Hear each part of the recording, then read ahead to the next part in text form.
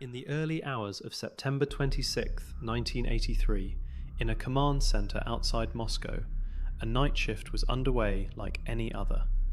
The facility was underground, windowless, quiet.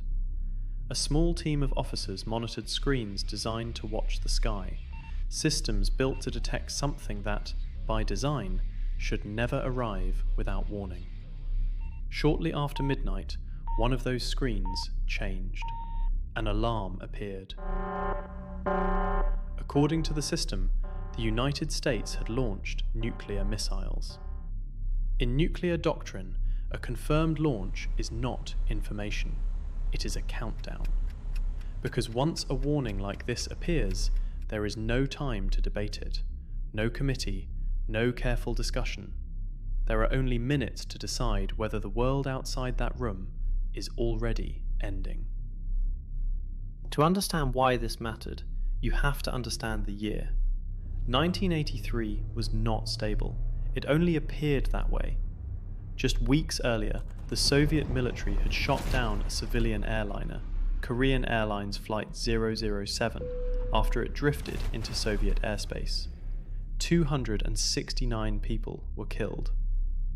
The incident was treated publicly as a tragedy.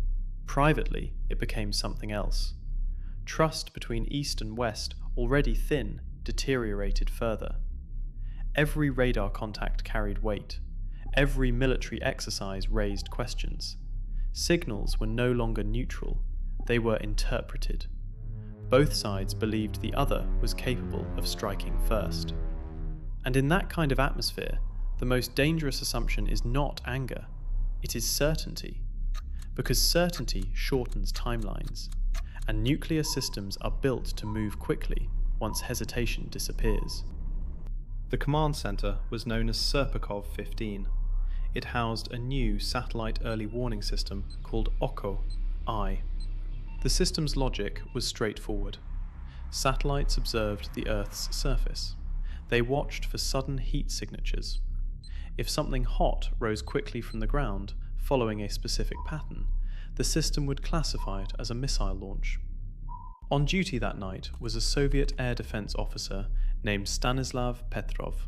He was not a general. He was not a politician. He was the officer responsible for interpreting what the system reported and deciding how that information moved upward.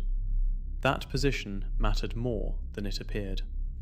Because machines do not understand context.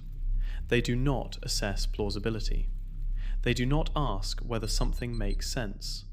They only compare what they see to the patterns they were trained to recognize. Just after midnight, the alarm activated. One missile launch detected, then another, until the display indicated 5 incoming American missiles. 5. That number mattered, because a genuine nuclear first strike, one intended to disable the other side, would not begin with 5 missiles. It would begin with everything. The system did not evaluate that logic. All it detected was light. Sunlight reflecting off high-altitude clouds, aligning in just the wrong way. Enough to fool the sensors, enough to resemble missile launches. To the system, the threat was real. To Petrov, something about it did not align. This is the point where the story is often misunderstood. Petrov did not know the alarm was false. He had no confirmation. Ground-based radar could not yet verify the satellite data. The reported missiles were still too far away. And the satellite system itself was new, recently deployed, still being evaluated. What Petrov had was not certainty, it was judgment. If he reported a confirmed launch, the information would move immediately up the chain of command. From there, decisions would be made quickly. If he delayed, and the missiles were real, there might not be enough time to respond. This is where training offers little guidance. Training explains how to act when systems behave as expected. It does not explain what to do when a system insists and the rest of reality remains quiet. Petrov waited. Minutes passed. The alarm remained active, but nothing else changed. No radar confirmation, no additional indicators, no signs consistent with an actual nuclear attack. Petrov did not accept the system's conclusion. He reported the alert as a false alarm, and the world continued. Later investigations confirmed his suspicion. The system had failed. Sunlight, clouds, physics, a perfect illusion delivered with absolute confidence. What makes this incident more unsettling is what followed. There was no public announcement, no emergency briefing, no explanation offered to the world. Petrov was not celebrated. His actions were reviewed, questioned, filed away. Because nuclear deterrence relies on confidence, and confidence does not tolerate reminders of fragility. Just weeks later, during a NATO exercise known as Able Archer 83, a simulation of nuclear escalation became so realistic that Soviet forces quietly raised their alert levels. Signals were misread, assumptions hardened, the margin was thin, and again, nothing happened. Not because the systems were flawless, but because people hesitated. This story matters for a simple reason.